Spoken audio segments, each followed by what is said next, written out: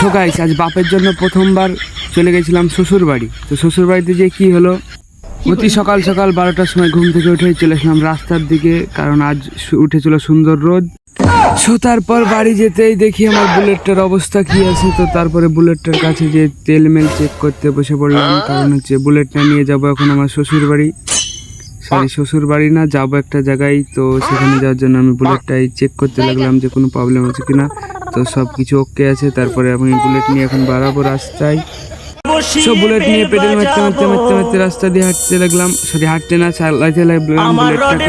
তো বুলেটটাকে চালাতে চালাতে এখন একটা সুন্দর রাস্তা পার হয়েছিলাম, একটা গলি টাইপের। তো এই রাস্তা পার হয়ে যাবো এখন আমার শ্বশুর বাড়ি। শ্বশুর বাড়ি বলতে শ্বশুর বাড়ি না, তো যাব এখন রেশন আনতে।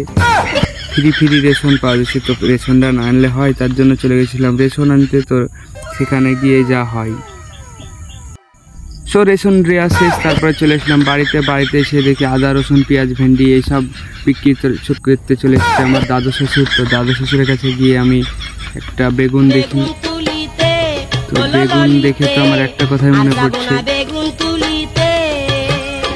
সো তারপর বাপের কালে দেখিনি এরকম একটা খেলা দেখার উদ্দেশ্য নিয়ে বাড়ি থেকে রওনা দিয়ে দিলাম, কারণ আমাদের পাশের পাড়াতেই খেলা হচ্ছিল একটা ক্রিকেট টুর্নামেন্ট বড় ধরনের। তো সেখানে এসে দেখি যে আগে থেকেই সব হাজির, মানে জুম্মা পর খেলাটা স্টার্ট হয়েছিল। তো সেখানে কাপগুলা বেশ ভালোই ছিল। তো আমি আর আমার বন্ধু প্ল্যান করছি যে কাপগুলা চুরি করলে কেমন হয়। তো সব কাপ টাপ চুরি করবো না, এখন খেলা দেখতে দেখতে মিনি ব্লগটা শেষ করলাম। তো অত